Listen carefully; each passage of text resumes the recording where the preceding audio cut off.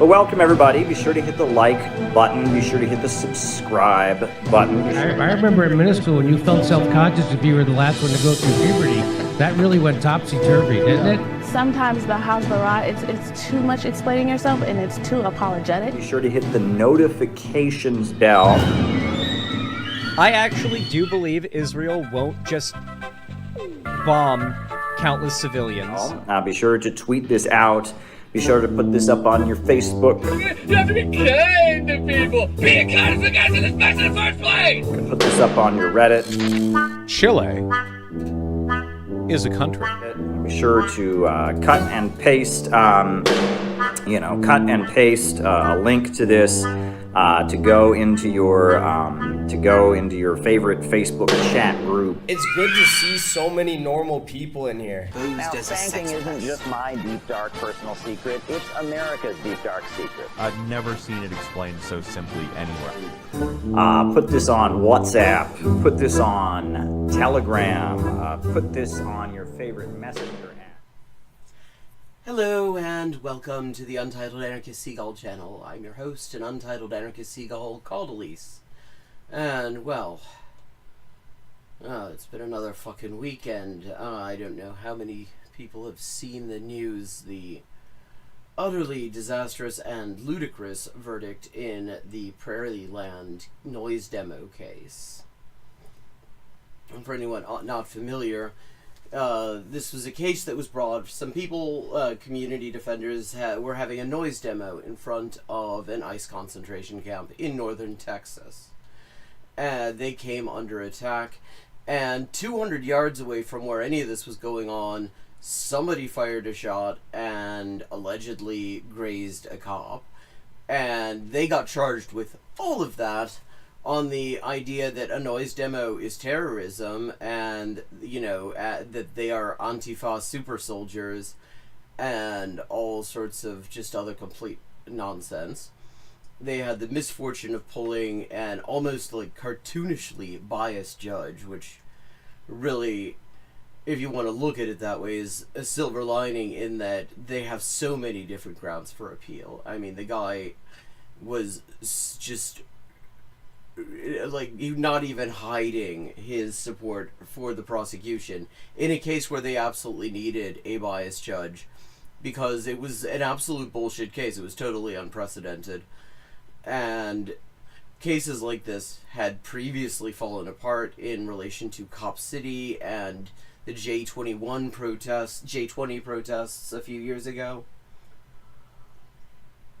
I mean, just to sum up some of the most ridiculous aspects of just this, again, grotesque level of judicial bias. First, Judge Pittman declares a mistrial at the very beginning in jury selection because a significant number of the potential jurors had expressed that they weren't happy with the way ICE is terrorizing the streets, a view that is overwhelmingly shared by the general public, and therefore, just a sort of the opinion of a cross-section of the community. Well, rather than just try to select, select a jury from a jury pool that was representative of the community in general, Pittman just declared a mistrial and then decided he would not allow counsel to question the potential jurors directly. He would do it himself, and they could submit potential questions, which is, under Rule 24 of the Federal Rules of Criminal Procedure, that is permissible, but it's quite unusual. And he used this in order, amongst other things, to get all the black people off of the jury. Which, on y soit qui mal y pense. And then he imposed, with 9 defendants, 9 defense teams, he imposed just extremely narrow time limits on the defense's evidence, said that only one lawyer, out of all the lawyers there for the different defendants, could object during the prosecution's evidence, which is just fucking absurd, because different lawyers representing different defendants will have different issues even related to the same question or piece of evidence, and they all have to preserve their fucking objections for the record. You can't just say that only one defendant actually gets to have representation in that regard. It did not allow them to proceed, to argue self-defense. Didn't allow them to argue all sorts of just really kind of basic things that would normally be permitted in such a case.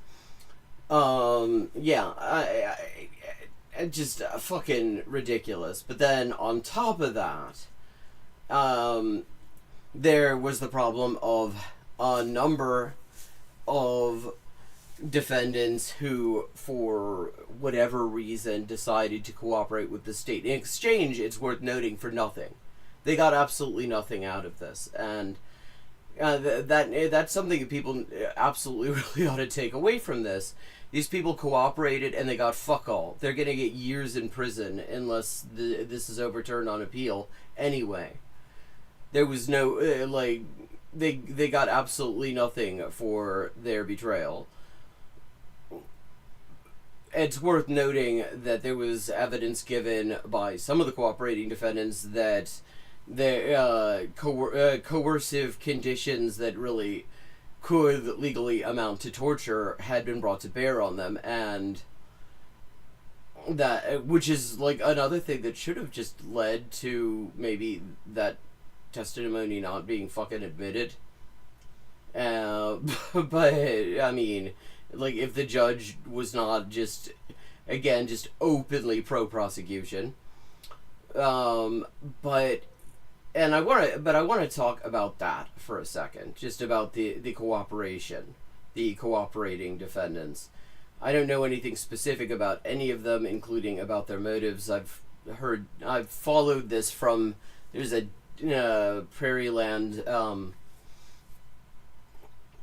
Prairieland defendant support Twitter that has been more or less live tweeting, and I've kind of kept across this based on that. So I don't have any direct or knowledge of this, but here's the thing. Apart from the fact that, I mean, everyone just needs to take away that these fuckers, they got nothing.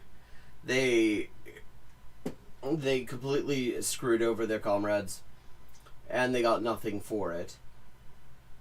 Under whatever circumstances that was, it didn't do them any good.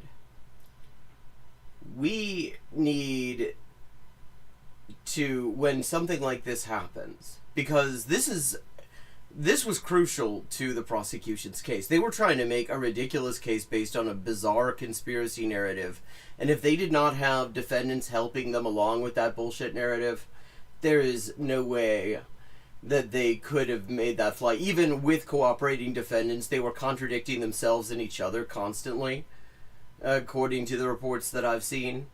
So even with them, it seemed like it was going to be a fucking long shot, but I mean, Pittman knows how to choose a fucking jury, apparently.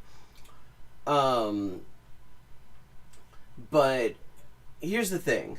Whenever we find infiltration or people cooperate in these sorts of situations, the latter being especially devastating. Like, if you know the Cop City cases, they fell apart in large part because nobody was willing to help the prosecution along with a very similar bullshit narrative. Same thing with J20 a few years ago. It was actually more or less the same bullshit theory, and the case fell apart because nobody cooperated. Everybody insisted on their right to a jury trial, and they did a few test cases, and those were disastrous, and so they just dropped all the charges, dismissed them. But when you get somebody cooperating like that, that often indicates that there is some kind of organizational weakness in some respect or other, and that should always lead to organizational introspection. We should always respond to that in part by asking ourselves, how exactly did this happen?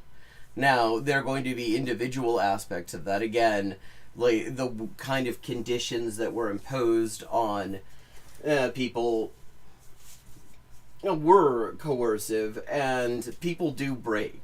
I mean, and that isn't a moral failing. People have their, people have their limits.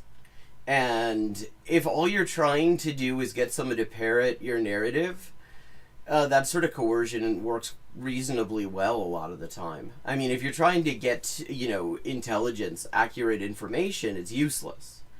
Worse than useless, because people will say anything to make it stop. But if all you're trying to do is get somebody to say what you want them to say, which is what was going on here, it works really well, because they will say anything to make it stop. So, but there's also things to look into, like, do people understand how a collective defense strategy works?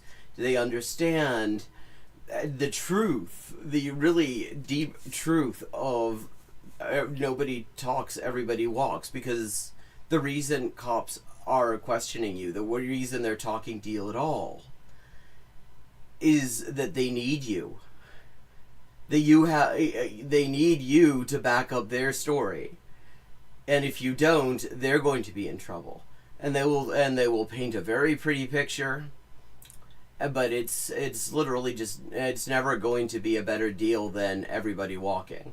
It just isn't. And we have to look at all of these sorts of things. I mean, we also have to look at more general things, like, this is just a reminder that every day needs to be the day we talk to people about jury nullification. Everybody is a potential juror. Everybody needs to know that they can vote to acquit no matter what. That they have an absolute right to do that, and that the court will not tell them that, and the lawyers in most states are not allowed to tell them that, but they need to know it. Because in a case like this, that could be crucial. Because I didn't hear anything about the jury charges that Pittman gave, but I'm guessing those were biased as fuck as well. Because, I mean, otherwise, how the fuck would you convict? It's a ridiculous case. But we also need to think about the fact that some people are going to break. And the question is what you do then. Like, there is a case of just, I like to use that as an example of just how badly things can go wrong in terms of security culture on multiple levels. From Chile in the 1970s and 80s, with the MIR, the Movimiento de Izquierda Revolucionaria. I'm just going to talk about that briefly. Hello, Adria. Hello, River Rune. Good to see you both. Okay, so Marcia Moreno, aka La Flaca Alejandra, was one of the only women in a senior position in the leadership of the MIR, the Revolutionary Left Movement, which was one of the organizations, especially early in the dictatorship, that did armed resistance. So, not long after the coup, she got picked up by the secret police. She was subjected to a session of torture, and she did not give anything up that time. But it did convince her that she wasn't going to be able to hold out another time. So, when she was released, she got back to her comrades in the political and military committee, who were the ones who were responsible, and said, look, you got to get me out of the country, just for your own safety, because if I go through that again, I'm not going to be able to handle it, and I will talk. And now, they should have understood that she was doing them a favor there. She was really, I would say, doing her duty by her comrades there, by giving them that warning, so that they could actually make the appropriate decision. And the appropriate decision would have been to get her the fuck out of the line of fire at that point, because she was saying she was a security risk. And if somebody's already saying they're not going to manage, I mean, that suggests that they do not have even the, like, that core of belief in their own endurance that might allow them to hold out even a little. The political and military committee of the MIR, on the other hand, They didn't see it that way. They saw as a matter of just unbreakable principle that members of the Movimiento de Izquierda Revolucionaria do not leave the country. They do not flee the country and seek asylum or go into exile or anything like that, and they sent her back to her ordinary duties. Which was a decision. That was certainly a fucking choice to make. And in that context, she got picked up again, tortured again, and as she said she would, she broke, and she started telling everything that she knew. Now, here's the thing. This is why I say part of what we have to look at is talking about after. Because, again, some people are going to break, and it isn't a matter of an individual moral failing. It isn't something that they set out to do. It's that sometimes people discover where their limits are, and there are times when you don't know what your limits are until somebody introduces you to them. She knew what her limits were, and she told them what her limits were, and if they had had any sense at all, they would have gotten her the fuck to Sweden or something, but they didn't. But having done that, their response to her cracking and naming names was to just say that she should be shot on sight. So basically she had no way back. There was no way to somehow... There was no salvaging the situation, in other words, and because of that, it made it that much easier for her to sort of have an internal mental realignment to adopt the mentality of her captors, the secret police, to the extent that she went from being a cooperating prisoner to being a full-on employee with paid holiday time and pension benefits, and she was the deadliest fucking informant in the entire dictatorship. Lots of people got killed because of information she provided. And none of that really had to happen. Now, I'm not saying that there are easy answers, especially to the question of what to do after.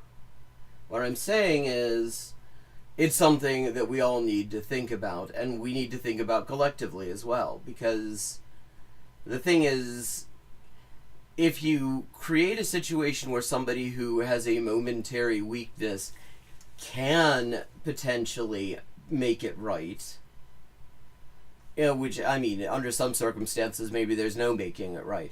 But under other circumstances, maybe there is. And this is one of the reasons I don't say I have answers here. What I am saying is we need to think about it because people sometimes break. And the key is to minimize the damage. Now, on the subject of people being surprised by shit they'd been told in advance, the U.S. is really not having a very good time of it with Iran. They're all very shocked that Iran is doing all the shit that they said back last year after the last U.S.-Israeli war of aggression that they were going to do. Everyone's like, how could we possibly have known they were going to close the Strait of Hormuz? Like, motherfucker, I knew. I knew because they fucking told everybody. They made a list of things they were definitely going to do. They said, we were holding back this time because they're very committed to an escalation ladder and to strategic patience and not, doing their worst all at once. But that they weren't going to be restrained next time. And one of the things they said is they were closing off the Strait of Hormuz. So, yeah, I mean, that would be a thing that you would possibly know if you were fucking paying attention, and that you'd have absolutely no right to claim to be surprised by. But, I mean, this U.S. government, they're surprised by everything. I think probably gravity surprises them. So...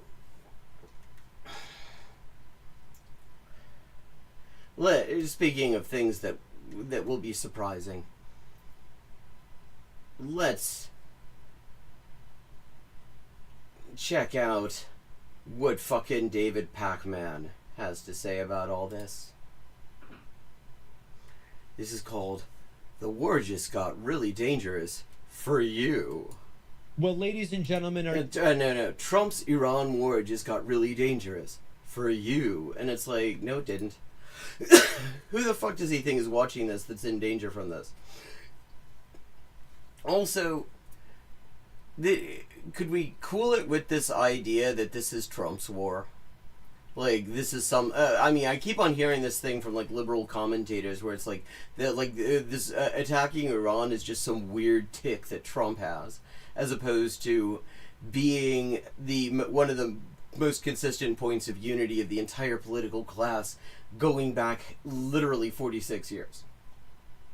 But there we go. So let's see what the David Pac-Man meat grinder turns this situation into. are you ready for boots on the ground, troops on the ground in Iran? Would you be okay if you were to get drafted?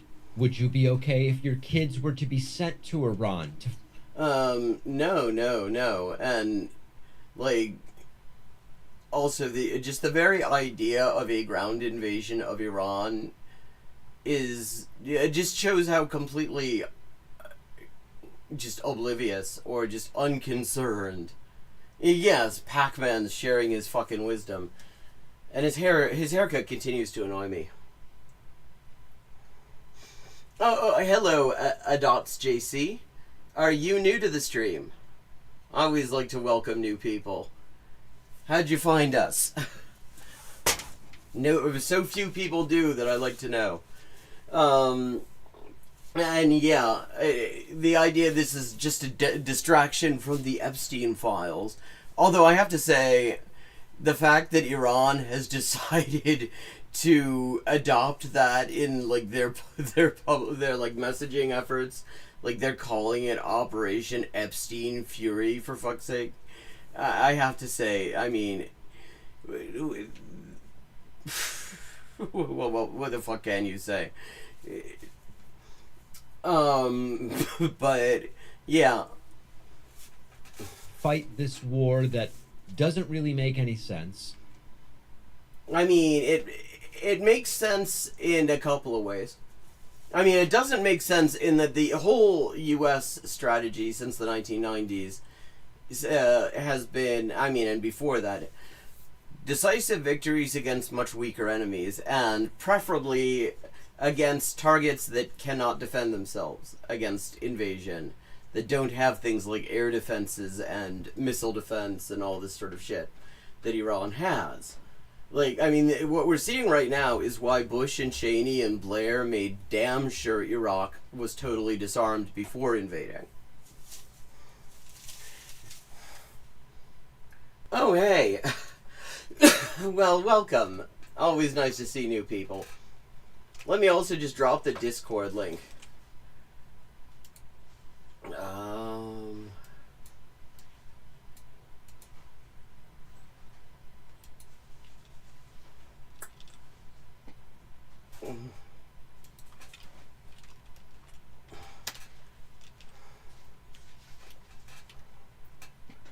My DMs on Twitter are open. Feel free to let me know who you are on there if you'd like to. Okay, so... Appears to be illegal. It doesn't appear to be illegal. It is as illegal as a fucking thing can be. It is a war of aggression. Those are always illegal. There are only very narrow circumstances in which it is legal to use military force in international affairs. If we're going to talk about the legality, yes, I mean, all the things about just how fucking worthless international law is now that it's just being torn to shreds, just openly by the West. But, I mean, if we're going to talk about legalities, yeah, there's only a very narrow set of circumstances where the use or threat of military force in international affairs is permitted under Article 2.4 of the UN Charter. And that's if there's a case of self-defense, basically. So, self-defense or defense of an ally against an actual attack. And Iran wasn't attacking anyone. The U.S. and Israel attacked Iran. And was something that prior presidents had the option to do. Obama could have done it. Biden could have done it. We could go back and George W. Bush could have done it. Yeah, well, yes, and they all worked up to it. And, I mean, is he going to act like this? I mean, he's actually acting like this came out of nowhere. Like, the 2024 campaign did not include extensive criticism of Trump for not being violent enough towards Iran. We had the firepower. We had the military intelligence. I mean, it doesn't seem like we have those things now, actually, Dave. We had the resources, but they opted not to do what Donald Trump has done. What's more likely? That all of those other presidents were stupid and Trump is just a brilliant genius that figured out this is a good idea? Or is it that Trump is extremely gullible and baited by strong men and charismatic authoritarians? Oh, God, yes. Yeah, see, it couldn't possibly be. Also, here's the problem with this, of trying to just make it about Trump, is that, yes, this war has basically no support in the general public, but it also has no opposition in the political class. Like, I mean, except for, like, the people who you would probably, like, the handful of people who, in Congress, who actually, okay, you know, tend to have a halfway decent take on things. But other than that, there's not a single person just calling for an immediate stop to the aggression. Not a single one. It's all, oh, he hasn't got a plan for, like, how he's going to kill civilians in Iran. He hasn't got a plan for his aggression. He's not doing aggression well. Which is just their way of signaling that if they win the midterms, they're totally going to continue this. And therefore he's the one who ended up going into Iran. Well, as Caroline Leavitt continues not to take boots on the ground off the table, we now have heard from a number of senators, including Senator Blumenthal, about a classified briefing that took place yesterday. And, okay, this drip feeding of classified briefings also is getting a bit old. There's something in the Constitution called the Speech and Debate Clause. It means that members of Congress are immune for literally anything that they say on the floor as part of debates in the House or the Senate, their respective House of Congress. Which means that any of these people in these classified briefings could get up and give a floor speech laying out the full substance of that briefing. And there would be nothing they could do to them because that would be totally legal under the Speech and Debate Clause. Like, even things that would otherwise be actionable, would otherwise be illegal, if you say them on the floor as part of a debate and you are a member of Congress, it's legal. So this is a choice on their part to drip feed us rather than just tell us. With regard to Iran, Elizabeth Warren was in that briefing. She came out and said, I am distraught by what I saw in there. My characterization, my paraphrasing. It looks like this is an administration that wants to get into a broader ground war in Iran. I mean, I don't think it would be a long ground war because, again, this isn't Iraq. And they're not even using, like, all the stuff that they've been using so far has been relatively long-range stuff. You know, I mean, not long-range in the sense of, like, long-range missiles that are intercontinental, which they don't have, but it's their longer-range stuff because they're targeting the U.S. bases in the Gulf dictatorships and military assets in Israel, etc., which means they're not really having to touch the stuff that they would need to ward off a ground invasion. That stuff is there. Like, those soldiers are basically there. I mean, they're on alert, no doubt, but they're not really having to do much of anything right now. They're just biding their time for an eventuality that might not come. So, like, that would be an absolutely ridiculous thing to do. And here's a thing that you should know. And if David Pacman were serious about any of this, he would be pointing this out too. There's something called failure to adapt. If you've been in the military for less than 365 days, you can get out by claiming failure to adapt. The standard of evidence is very low. You don't have to be a conscientious objector for it, which is actually a harder case to make. You just file a form and you get separated. It's a neutral discharge. It isn't like dishonorable or whatever. For failure to adapt, just basically you can, basically you say you couldn't hack it. So that's a thing, and if you know somebody who's in the military and who's trying to wants to not be involved in this shit, make sure they know about it. And Senator Blumenthal said that he came out extremely disturbed. Oh, that it that's so seems terrible. as They though the disturbed administration wants a ground war. Let's listen to what Senator Blumenthal said, then we will discuss. I emerged from this briefing as dissatisfied and angry, frankly, as I have from any... Not so angry that he's going to call for an immediate end to the aggression or anything. Let's not get ahead of ourselves. Past briefing in my 15 years in the Senate. I am left with more questions than answers, especially about the cost of the war. Oh, fuck off! The cost. Yeah, I mean, we're bombing schools and hospitals and the Iranian Red Crescent Society, and setting a refinery on fire, and so it's raining down fucking sulfuric acid on a city of millions in Tehran. But he's worried that it's expensive. See, when this is a tell, when you hear this, what you're hearing is not. What you're hearing is very clearly not that they're going to stop this illegal and criminal war.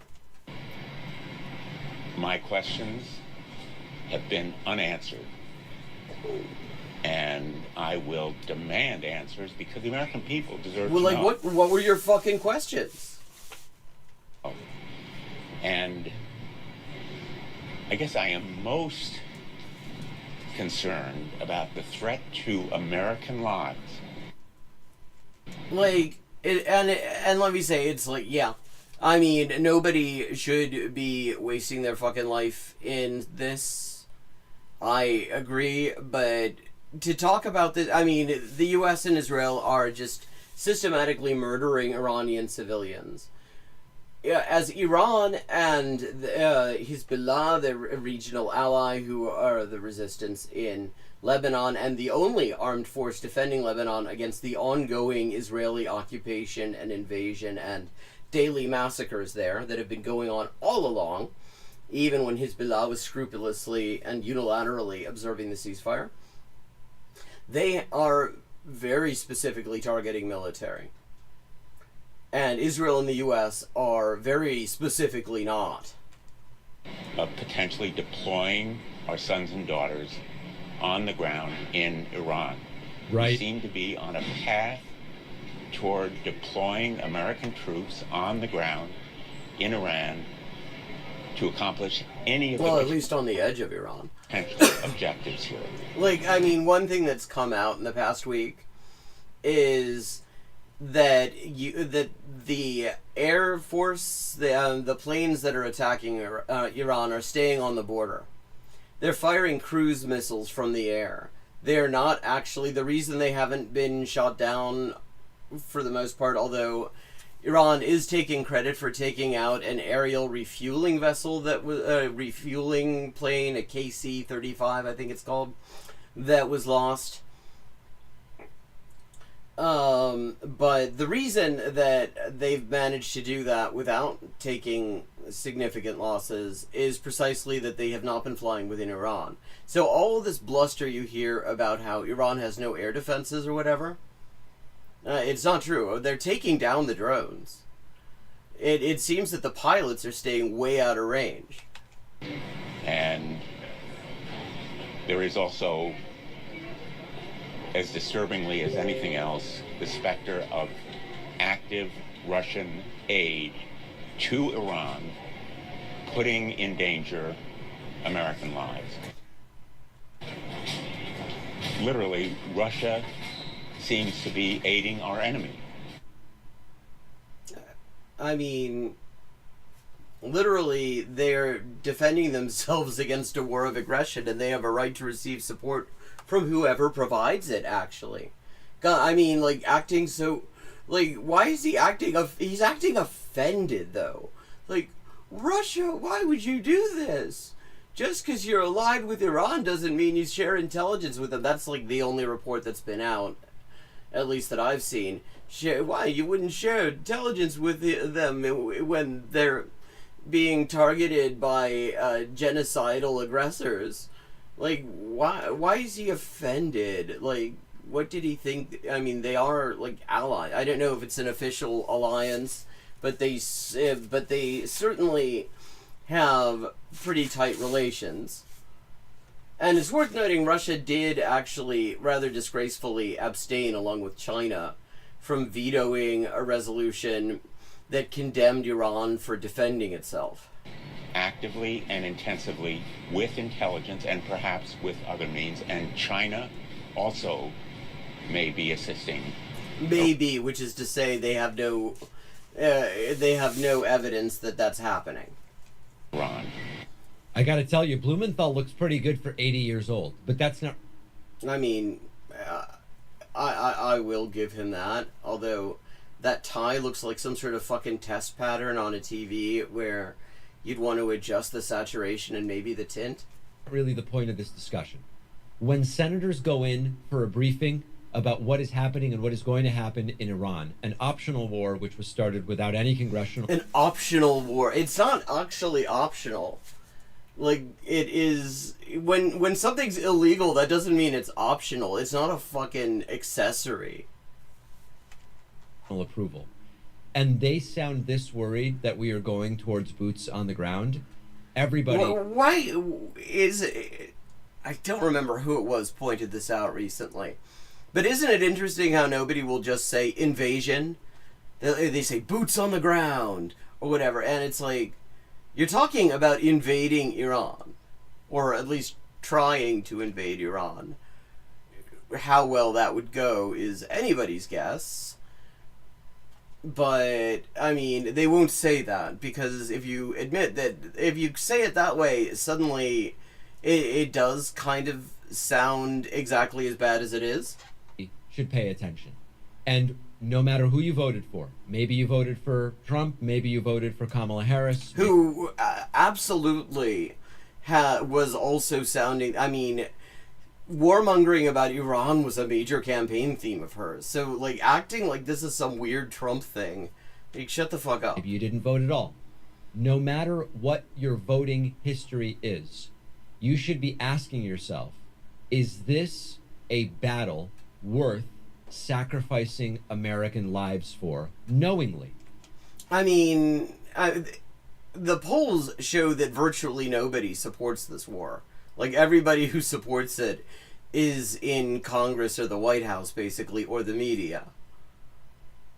So, really, this is just an odd... this is kind of an odd way to go about it. If your idea is you want to stop the war, if you genuinely want to stop the thing, then we should be just skipping over that and talking about how to do that. And taking into account lessons from failed attempts in the past. Even just with the air war and what's been taking place so far, we have lost American service members, and Trump... I mean, yeah, don't worry about the 1,000 Iranian civilians, a third of them children. As well as Pete Hegseth and others have said, we are going to lose more Americans. I mean, they're not wrong. Just a reality. I mean, the other option, of course, is that they stop. Although Iran has also said they don't necessarily think... I mean, they've said quite reasonably that they're not going to just accept negotiations with the U.S. because why would they? The U.S. used the negotiations as cover to launch this fucking sneak attack. Like, why would anyone trust the U.S., especially when they're sending Witkoff? Well, because he's allowing for the possibility that somebody who voted for Trump is listening to him. And that's what he's trying to do. It's like, I don't care who even maybe you voted for this guy, but surely you can see this is a bad idea. I mean, I think that's what that comes down to. Which, not not an unreasonable thing, really, to say. But, in this case, it's a bit weird just because we know almost nobody supports this. In fact, he seems more supportive of it than most of the general public. Is this a worthwhile sacrifice? And for what? As we see gas prices now up. Okay, so we've got gas prices and U.S. service members. Hasn't said a damn thing about Iranian civilians. Hasn't said a damn thing about Lebanese civilians who have been massacred every single day as part of this. Hasn't said anything about the fact that Israel and the U.S. use this as cover to reestablish the starvation siege of Gaza. Yeah, but he's talking about the fucking gas prices. 32% over the last few months. I'll get back to that in more detail. And we question, what even are the goals?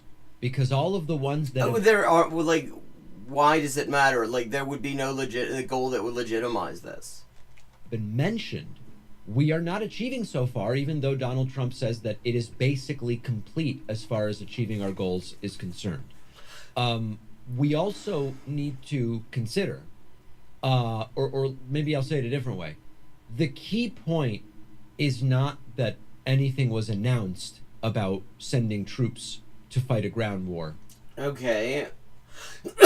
Yes, I agree. The key point is that this is an illegal war of aggression that is an act of mass murder against Iranian civilians and a crime against the environment, and that the U.S. really ought to be defeated because somebody needs to draw a line somewhere, and if it's Iran, it's fucking Iran.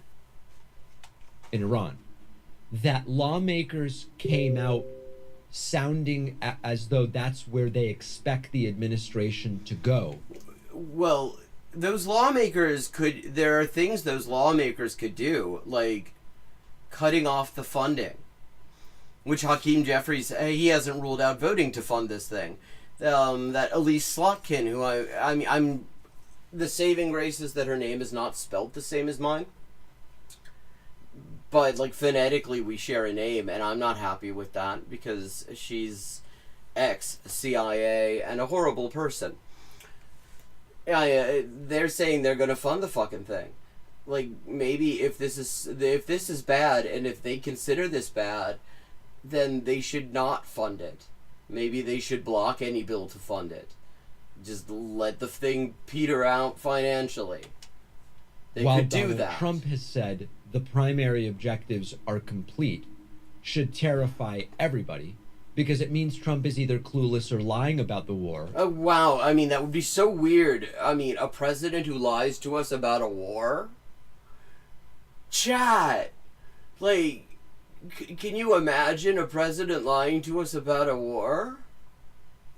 That's wild. Either one is a problem. And every indication is and both are true. Both are definitely true. Is not presenting the truth of what's going on, or they simply don't understand what it is that's going on. Now, at the same time... I can actually imagine that they are having trouble comprehending what's going on, because what's going on is consequences. And it's been a very long time since the U.S. actually did an aggression and had to worry about those immediately.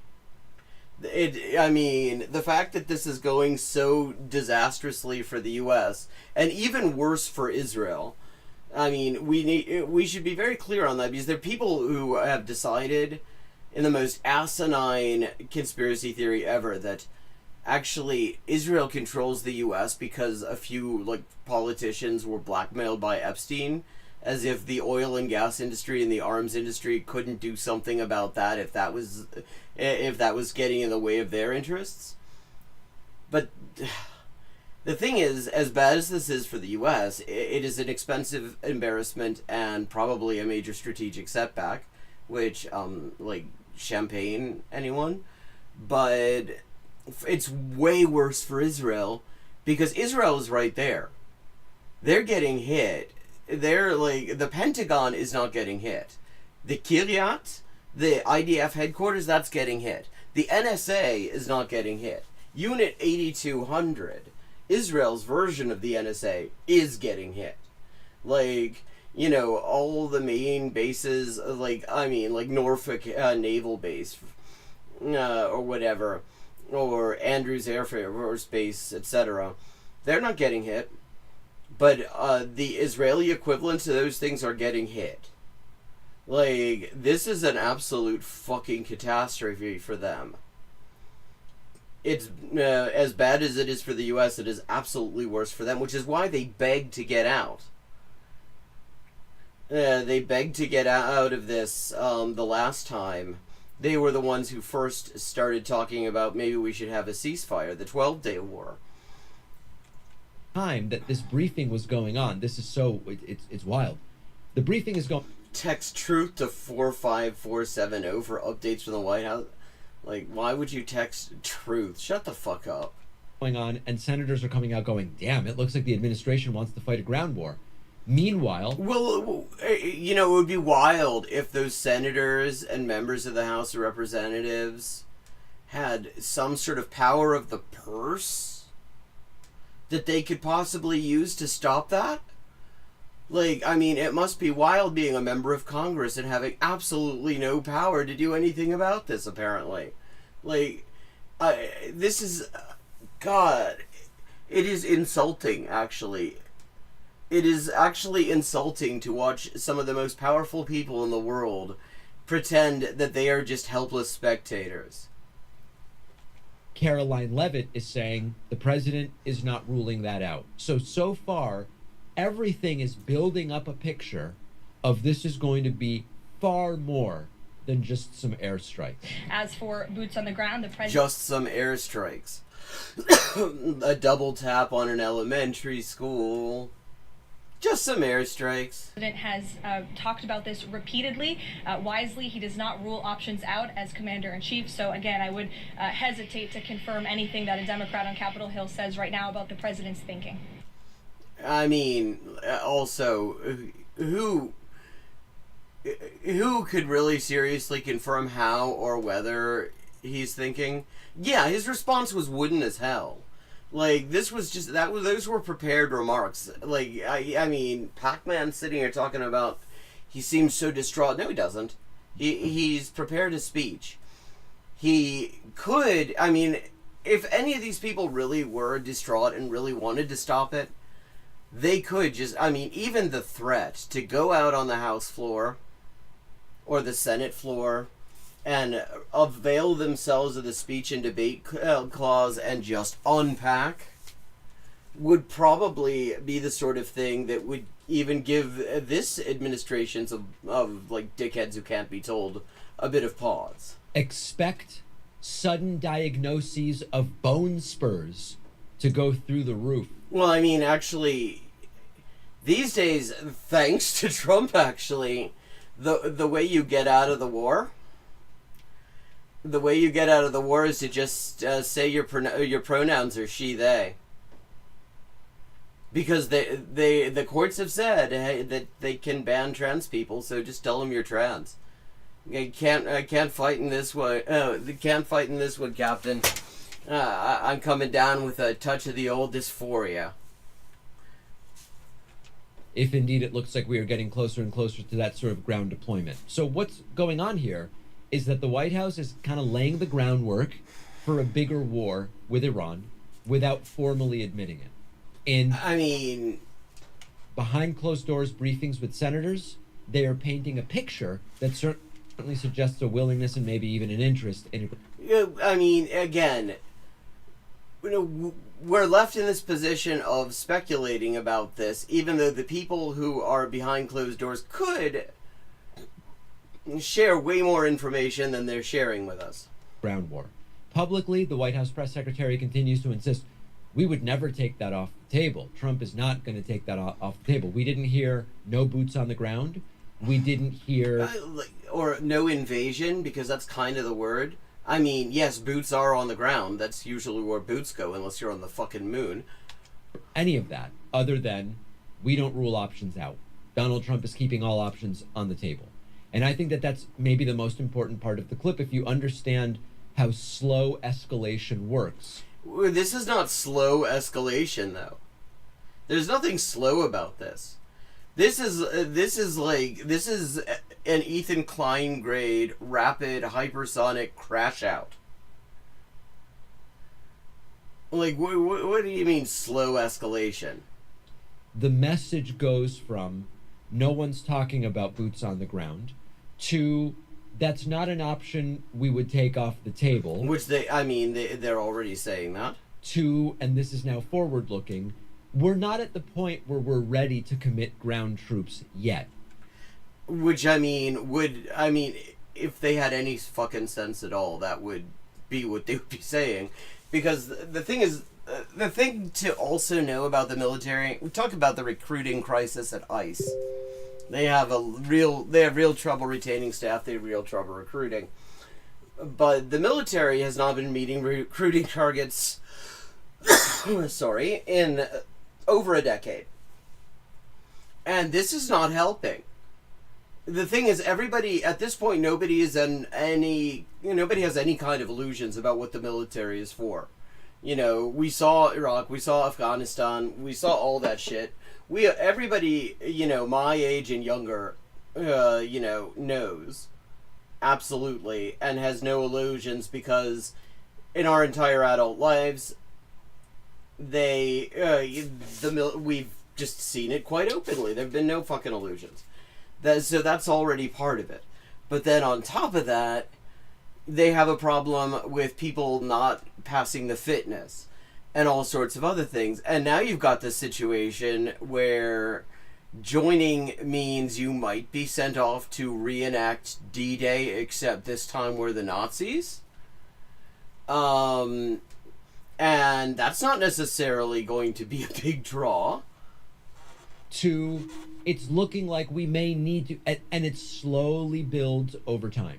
And once a White House starts keeping this on the table for a while, the longer this goes and the longer boots on the ground stays on the table, the more we are getting closer and closer to some kind of full-scale military operation. Full-scale invasion. Can you not say the word invasion?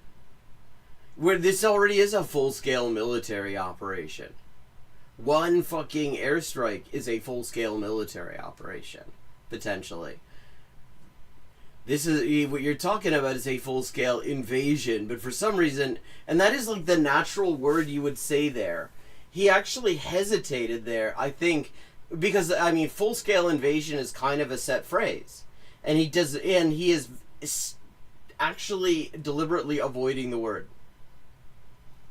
But the thing to also note in all of this is that Trump was acting like if this lasted a month, that would be a long time.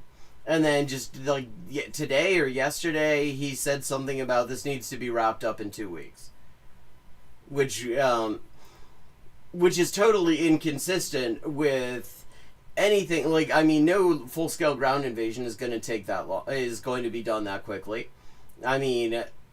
Nothing like that is going to be done that quickly if they decide to go the route of regime change, which clearly has worked an absolute fucking treat for them, because now the guy who is the supreme leader of Iran is somebody who Israel and the US just murdered his father, his wife, and his little 14-month-old daughter.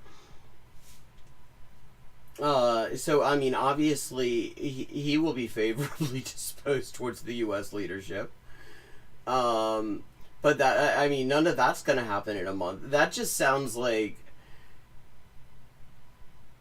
this is another case of Trump realizing that things are hotter than he thought. He touched the burner. He thought the burner would change temperature to suit him. The burner does not work like that.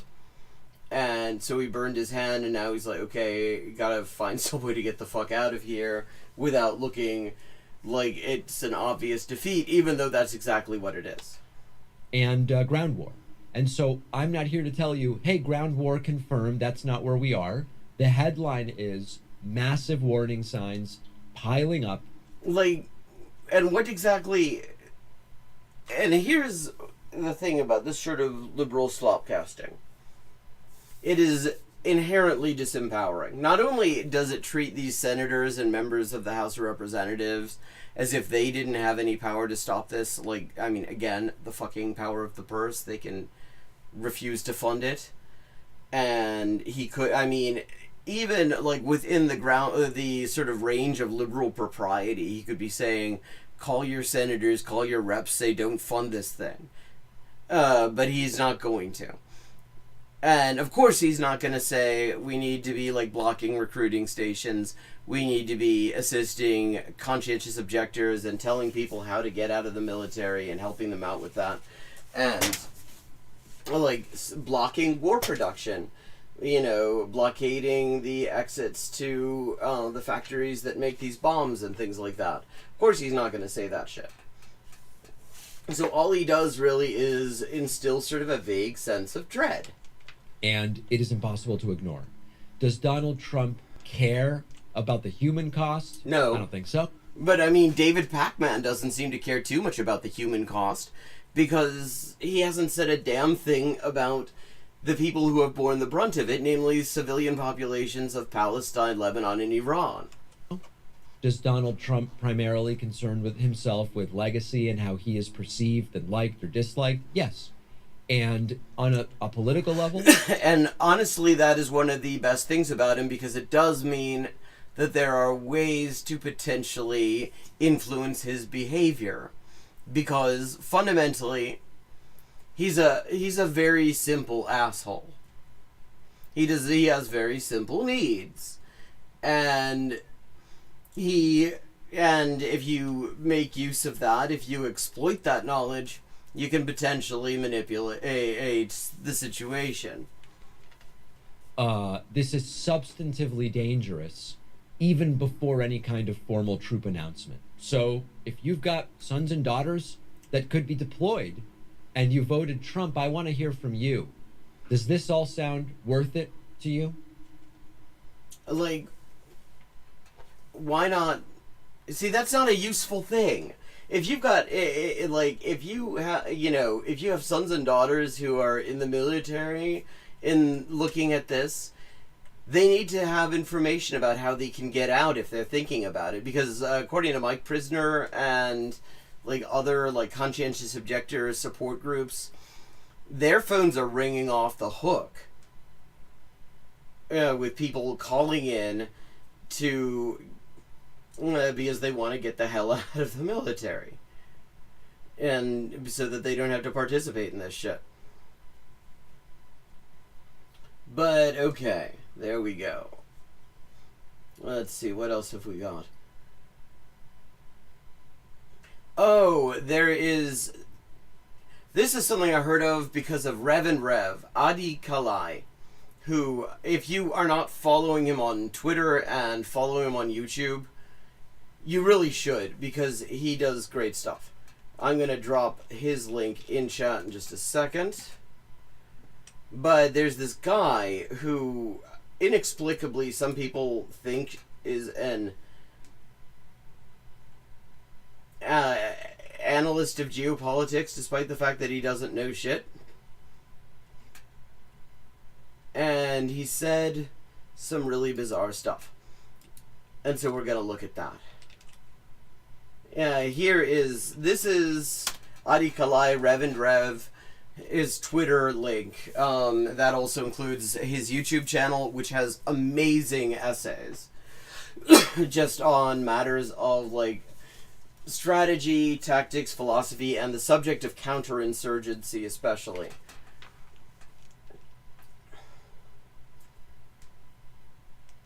He wrote another fucking book. Like, it's been 5 minutes since the last one.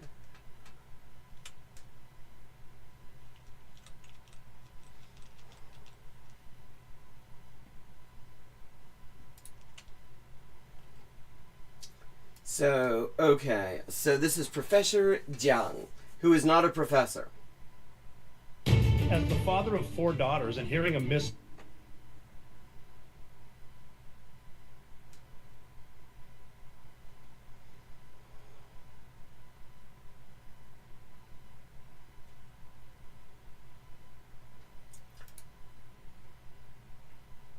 Okay, here we go. Oh, he is a game theorist. Yeah, I don't know why he gets called professor. He is not a professor of anything. I mean, there are people who are very knowledgeable things about, subjects without being a professor, but he isn't one. And he also isn't knowledgeable about the stuff he's talking about. Thank you. Professor Zhang is a game theorist, best known for his popular predictive history YouTube channel, where he applies his systems of analysis to the past in order to predict the future. Okay, now there's a new JabroniCon participant on the horizon. I hope we get the link to the YouTube channel, because I think I am going to drag this stuff for some filth. Back in 2024, he predicted that Trump would win the presidency, that Trump would go to war with Iran. Back when? Before, he predicted that Trump would win in order to predictive history YouTube channel, where he applies his systems of analysis to the past in order to predict the future. Back in 2024, he predicted that Trump would win the presidency. Wow, this guy is a fucking Nostradamus. In 2024, he predicted that Trump was gonna win. Like, only everybody saw that coming. Wow. And he predicted, oh God. That Trump would go to war with Iran, and that the US would lose that war. I mean, again, none of this is particularly impressive predicting. Like, the US has been moving in the direction of an outright war with Iran for a long time. Anyone paying attention would say that that was at the very least a strong possibility, especially with the whole loose cannon aspect of Trump. And the US losing is not exactly surprising, because the thing is that Iran isn't defenseless. Just out of curiosity, Adults JC, if you don't mind my asking, where are you joining us from? Flurry of interest in both his work and his rather colourful adjacent opinions. Professor Zhang joins me now. Professor Zhang, thank you very much indeed for joining me on Uncensored. Hi, Piers. Let me start with these three big predictions, because you've been proven obviously completely right about... Three big predictions. See, that's why I wanted to go back, because I didn't hear the year. Like, if he said that I thought for a second he said that he predicted Trump would win in 2014, and that would be an impressive prediction. But 2024? Like, everybody fucking predicted that. Oh, I spent a very brief time living in Alewife, or, well, Watertown, near Alewife, a long, long time ago. Two of them, and the third one is now unfurling before our eyes. Are you confident that you'll be proven right with the third prediction, that Iran ultimately will prevail in this war? I mean, again, not an impressive prediction. First of all, because the definition of prevail is complicated. This is one thing that never really gets discussed in a lot of mainstream discourse. But the thing is that an aggressor, especially a stronger aggressor, and a defender, especially a weaker defender, have different definitions of success. Like, an aggressor, especially one who is like technologically massively superior, it is an absolute failure if an aggressor like that does not just completely mop the floor with their opposing force. For a defender, especially a weaker defender, if they deny the aggressor their objectives, if they just stay on the map, that's already a victory. So, and the defender actually has a major advantage in these sorts of situations, provided that they're in any kind of position to defend themselves. So, but of course, like, what you mean by win and lose in this case is everything, because, like, let's take Iraq for example. If you say that the US won because they were able to invade successfully with very limited resistance, because again, Iraq was defenseless, then okay, that's one definition of winning. But if you're saying prevail in the sense that the occupation is successful and it results in the stable insertion of a puppet regime with little to no resistance from the population, then that has not actually happened. So, I mean, all of this stuff, like, we're talking, this guy is, so this is a YouTuber who predicted some very predictable things. Right. So right now the United States and Iran are fighting a war of attrition. The United States is trying to degrade Iran's military capacity. I mean, really, I wouldn't call this a war of attrition. It is moving in the direction of a war of attrition, certainly. But, I mean, I don't think that is the U.S. plan. I don't think they intend to let it settle into one. Iran isn't really being quite attritional either, because they are actually just putting full force out on U.S. military assets in the region. Israel being the chief among them. Like, so, I mean, attrition tends to indicate, like, doing smaller amounts of damage over a longer term, and I don't think anybody... Well, Iran has said they are prepared for a long war, and they do seem to be. But the U.S. does not seem to be interested in a long war, so calling it a war of attrition, I think, is a bit uncertain. And Iran is trying to strangle the world economy. And it turns out that Iran is putting a lot of pressure on the GCC. And I think at the end of the day... Like, okay, so these are insights that anyone paying attention could say. The United States will be compelled to send ground forces. Once the United States sends in ground forces, there's no turning back. It's all in. I know, I mean, there's nothing but turning back, because there's a very good chance they will not be able to land in any significant numbers. The sunk cost fallacy kicks in.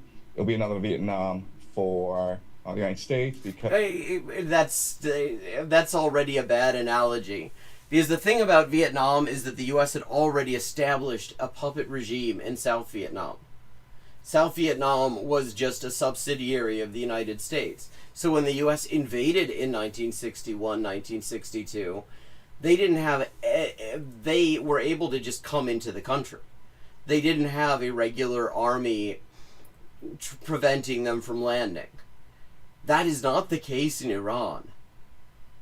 I mean, even getting into the country is going to be a fucking challenge, and a lot of people are going to fucking die in the process. As Iran is a mountain fortress, and the United States right now doesn't have the manpower, the manufacturing capacity, and the political will to fight a long war of attrition on the ground in Iran. I mean, again, so far, he gets into some really spicy bullshit, but at the moment he's just saying things that are just, like, fucking obvious, and everybody who's paying attention is saying them. Although, I would not say that the U.S. would be compelled to do a ground war. In fact, I have my doubts whether they intend to do one, precisely because it would obviously be a disaster for them. Right, so I think because of what you said at the end there, it's highly unlikely that Trump would commit ground forces, because he's even fucking Piers Morgan gets it. He's pledged not to, and I think he would see the inherent danger of that. So if he does, I mean, I don't think he sees the inherent danger of anything, but doesn't commit ground forces. How do you see this war playing out? Well, right now, if Trump like, I mean, I love how we're talking to this guy about how this war. He's not a like he doesn't even claim to be some sort of like geopolitical boffin, a military boffin sort of person. He calls himself a games theorist. He is not a professor of anything. He's like a high school teacher, which, I mean, no shade on high school teachers, but not the same thing as a professor. And at some point, he's going to be talking about something absurd called the Pax Judaica. Commit ground troops, he does have a variety of options. The first option is just to simply declare victory and call it a day. Unfortunately, the problem with that is that U.S. bases are still exposed, the GCC economies are still under pressure, the Strait of Hormuz is still closed, and there are no signs that Iran is interested in peace negotiations. Iran feels as though it has the upper hand because it has political will. I mean, it's not just that they have the upper hand, it's that there's nobody to talk with. Like, you can't have negotiations with somebody who you do not trust to negotiate in good faith. Like, if the people who are calling for you to talk with them are people who would just as soon shoot your representatives as talk with them, then there's just nothing to fucking talk about. That is the fundamental problem here in terms of a negotiated outcome, because there's literally no interlocutor. There's nobody to talk with. But I'm skipping ahead because I want to get to the wild bullshit. Forced to pay a ransom to Iran because they supply the world with their oil through the Strait of Hormuz. 20% of the world's oil flows through the Strait of Hormuz. But in return, they get food. So the GCC nations import anywhere from 80 to 90% of their food from overseas. And so basically the center of gravity shifts from the petrol flows through the Strait of Hormuz. So, wait a second. Okay, here we go. Iran, because they supply the world with. Iran is interested in peace negotiations. Okay, here we go. Iran feels as though it has the upper hand because it has political will and resources to draw this war out. Now, let's assume that Trump does withdraw from the Middle East. And what happens is that the GCC nations. Like what? Saudi Wait a second. Arabia, Withdraws altogether from the Middle East, or just ends this aggression? Because that's an important distinction. Like, if the U.S. just gives up their strategic position in the Middle East, in the Arab-Iranian region, I mean, I that is a possible outcome of this. They wouldn't do it willingly. I mean, they're right now, like, it looks like dismantling their position in East Asia, specifically in order to have THAAD parts to rebuild their THAADs in the Arab-Iranian region. So that seems like if that happened, it would be because the U.S. was just outright forced out, which seems a less than 100% likely outcome unless this lasts a long time. Iran, Qatar, Kuwait, UAE now are forced to pay a ransom to Iran because they supply the world with their oil through the Strait of Hormuz. 20% of the world's oil flows through the Strait of Hormuz. But in return, they get food. So the GCC nations import anywhere from 80 to 90% of their food from overseas. And so basically the center of gravity shifts from the petrodollar to whatever financial system that Iran wants to focus on. And it could be bricks, it could be gold, it could be anything. Like, so he's just assuming that what happens if the U.S., like, I mean, he's saying withdraws from the Middle East. He's not saying what he means by that. Is, first of all, Iran has not said that, Iran has been very clear on their conditions for getting through the Straits of Hormuz. They've said any European or Arab country that expels their U.S. and Israeli ambassadors can freely transit the Straits of Hormuz. They said that. They have publicly stated that. Nobody has taken them up on it yet. But they have said that. Their conditions, so it isn't, they're not talking about holding the entire region to ransom in that way, and not certainly in the context of the war being over, which is what he seems to be saying. So this is already wild. And but remember, the problem with that is that the U.S. economy is a Ponzi scheme. It's dependent on the GCC investing in AI, in tech stocks, in startups like Uber. Well, I mean, capitalism is a Ponzi scheme. In order to finance the U.S. economy. If this financing stopped, then the U.S. economy could face collapse. And this means that these young men could not afford their OnlyFans anymore, and this could. Wait, we've somehow gone from the U.S. withdrawing from the Arab Iranian region, whether that means withdrawing altogether or just ending their current aggression, not clear, to men not being able to afford to goon to OnlyFans? What the fuck? Could lead to a revolution in the streets. Because of OnlyFans. He thinks there will be a revolution in the streets, not because of all the other reasons, but because men will not be able to afford OnlyFans. So the consequences for America would be dire if America were to retreat from the Middle East. Well, I mean, the consequences, there's no, I mean, I almost feel churlish bringing it up, but obviously there's no fucking class analysis in this. I mean, it seems that the key part of all this sort of economic strangulation, if you like, by Iran is the Strait of Hormuz. We've already seen... I mean, it's weird that... Okay, Iran has been subjected to economic strangulation for over a decade by the U.S. and Western Europe. And in all that time, I have literally never heard anyone mainstream, no Piers Morgans, no fucking Jake Crappers, any of those fuckers, ever call that economic strangulation, although that is an accurate term.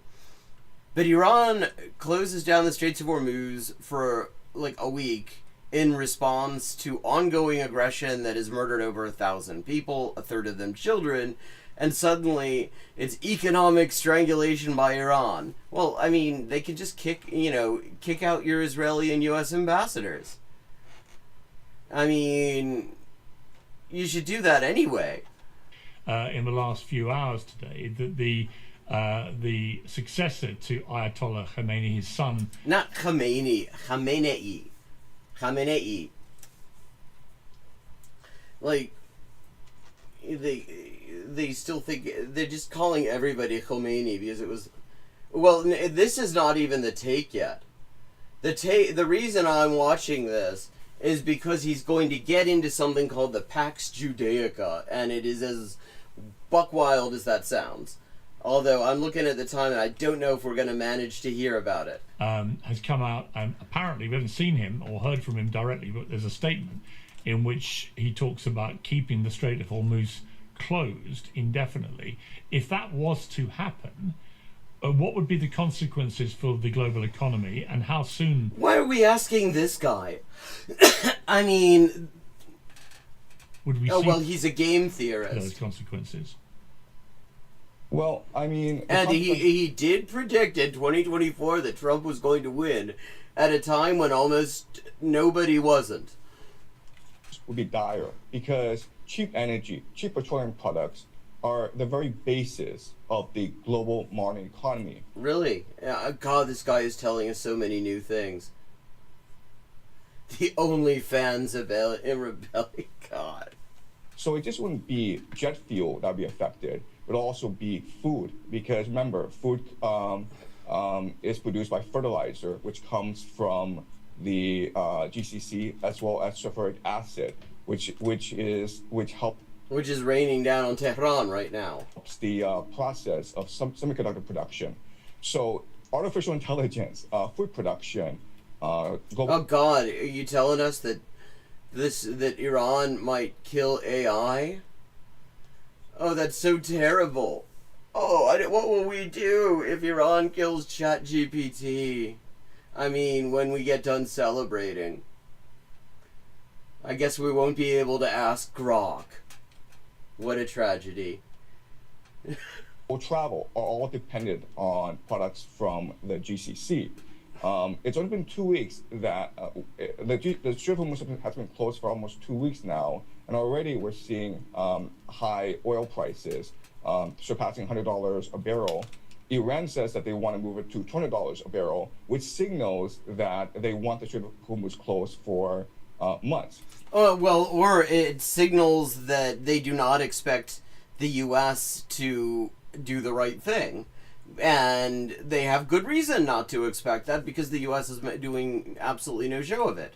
So obviously they're going to use, like, the way he talks about this, you could be, if you didn't know what was going on, you would not realize that Iran was using this as leverage in a situation where they're under massive attack by the US and Israel. Now remember, even if Iran were to open up the Strait of Hormuz, it would take weeks before oil production continues. So I think for the global economy, I think we've reached the point of no return. And in the future, global economies have to commit to a bit of deindustrialization and even mercantilism. Wait, it's a point of no return because it'll take a couple of months to get production back online after this war ends. I mean, what? And we still haven't even got to the shit that made me want to actually watch him. But it is time to wrap up, alas, so I guess we will stick a pin in this. We'll check out our game theorist with his OnlyFans rebellion. The guy who predicted that Trump would win in 2024. I mean, you heard it here. And, I mean, you heard it a lot of places, actually. I mean, I think you heard it here, too. Maybe I should go and fucking Piers Morgan. I predicted that.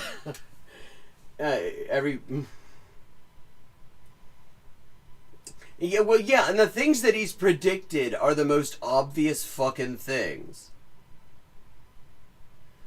I mean, if he had predicted any of this 10 years ago, yes, the weird conspiracy theories is where I was trying to go, but he has a long run-up. He is a fast bowler. When he bowls bouncers, he's practically running up from the boundary. So we haven't got to it, but maybe tomorrow night, hopefully. Anyway, thank you so much for joining in. I hope you enjoyed the stream. And if you enjoyed the stream and would like to support my work, there is a project I'm working on right now, and I'd like to tell you just a little bit about it. This is the Punto Final crowdfunded translation project. I am translating selected articles from the historical archive from 1968 to 1973 of the truly legendary Chilean leftist monthly Punto Final, dealing with the political climate and U.S. interference in the country and all sorts of other shit. It's really fascinating stuff. The link I just dropped in chat is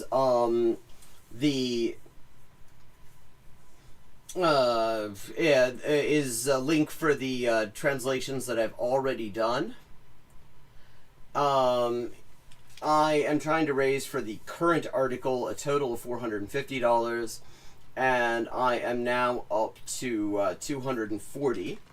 Anyone who wants to contribute to that could do so here. And let me just close with you know, we were talking earlier about Prairie Land and that just ludicrous fucking verdict in that farcical trial. And I was reminded of Sophie Scholl, one of the White Rose activists who was sentenced to death by Roland Freisler, the head of the Nazi People's Court.